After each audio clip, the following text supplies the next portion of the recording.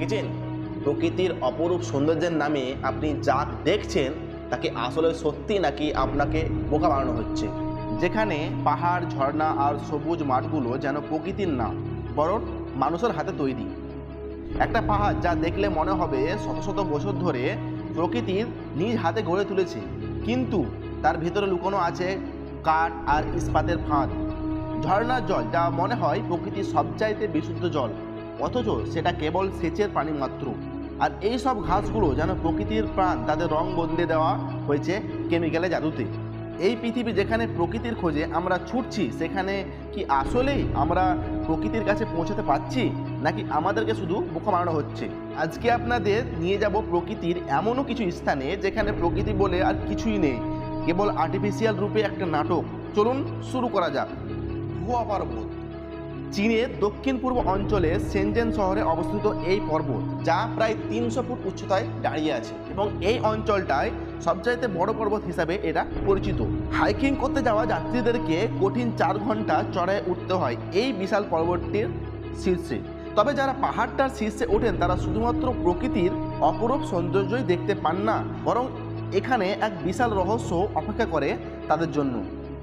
শীর্ষে একটা বিশাল পাথর আছে যা পাংচুং এর প্রথম চূড়া নামে পরিচিত। প্রতিটা দর্শক ছবি তোলার জন্য এই পাথরের কাছে পৌঁছানোর চেষ্টা করেন, যেন তারা প্রমাণ করতে পারে হ্যাঁ, তারা শীর্ষে পৌঁছে গেছেন। কিন্তু কেউ বুঝতে পারে না যে এই পাথরটা আসলে প্রকৃতির সৃষ্টি না। 2024 সালে দুজন সাহসী পর্যটক এই পাথরের রহস্য উন্মোচন করেছিলেন। তারা তখনই আবিষ্কার করেন এই পাথরটার মধ্যে একটা বিশাল গর্ত আছে, আর তার ভেতরে আছে ইট, ইস্পাতের রড এবং মেটালের তার। এটা দেখে তাদের মনে হয় যে এটা আসলে কেবল একটা মঞ্চ, একটা সিমেন্টের মূর্তি।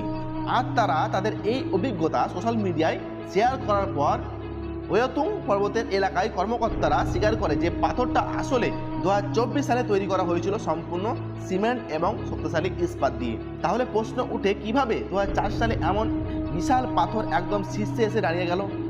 প্রকৃতপক্ষে এটা ছিল পর্বতের শীর্ষে সৌন্দর্য আরও বাড়ানোর উদ্দেশ্যে তৈরি করা, যেন এখানে আরও বেশি বেশি টুরিস্ট আসে। আর আজও সেই মিথ্যা পাথর এখনও সেখানে দাঁড়িয়ে আছে, এবং দর্শনার্থীরা এখনও কেউ জানে না বা কেউ না জেনে ছবি তুলছে মানুষের তৈরি এই প্রাকৃতিক বিষয়ের সাক্ষী হতে। ভুয়া ঝর্ণা। চীনের উরমুচি জাতীয় উদ্যান, যেখানে প্রকৃতি তার সবরূপ ধারণ করে, যেখানে প্রাকৃতির মধ্যে এক নতুন সৃষ্টির উপস্থিতি দেখা যায়, কিন্তু এই সৃষ্টি আসলে প্রকৃত না।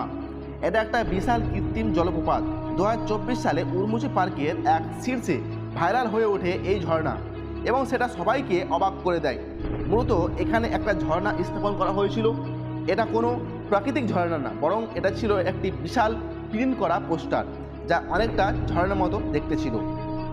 আর এই পোস্টারটা ছিল এত বড় যে পুরো প্রাকৃতিক দৃশ্যের মধ্যে এটা এক বিশাল কৃত্রিম জলপ্রপাতের মতোই দেখাচ্ছিল। এমনকি ঝর্ণার মতো দেখতে পোস্টারের উপর পাম্পের মাধ্যমে পানীয় নিয়ে আসা হচ্ছিল, যা ঠিক ঝর্ণার মতো করেই দেখানোর চেষ্টা করা হচ্ছিল। তবে কোনো প্রকৃত জলধারা ছিল না, এটা শুধুমাত্র একটা পাতলা স্তরের উপর পানি টানা হচ্ছিল। তবে পরবর্তীতে উরুমুচি সংস্কৃতি এবং পর্যটন ব্যুরো এই ভুয়া জলপ্রপাতকে সরিয়ে ফেলার সিদ্ধান্ত নেয়, কারণ তারা বুঝতে পারে এটা একটা বিশাল প্রতারণা হয়ে যাচ্ছে। এরপর হচ্ছে খালি পাহাড়। আপনার কি কখনো মনে হয়েছে যে কোনো জায়গা একদম অস্বাভাবিক? একটু গভীরভাবে দেখলেই বুঝতে পারবেন যে সেখানে কিছু একটা গড়বড় হয়েছে। চীনের এক রহস্যময় জায়গা যার নাম হলো হিল।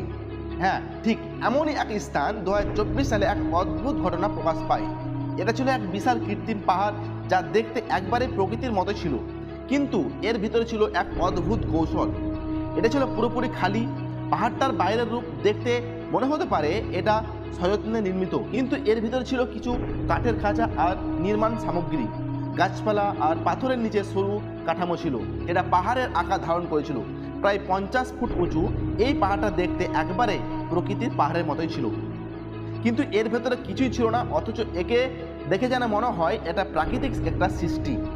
তবে এখানে সবচাইতে গুরুত্বপূর্ণ বিষয় হলো এটা কোথায় অবস্থিত তা আজও রহস্য।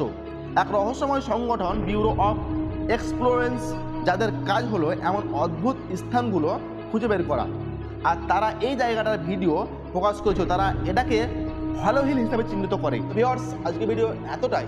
যদি ভিডিওটি ভালো লাগে তাহলে একটি লাইক করবে এবং চ্যানেলটি যারা সাবস্ক্রাইব করতে পারেনি এখন পর্যন্ত তারা অবশ্যই সাবস্ক্রাইব করবে। চলো টাটা।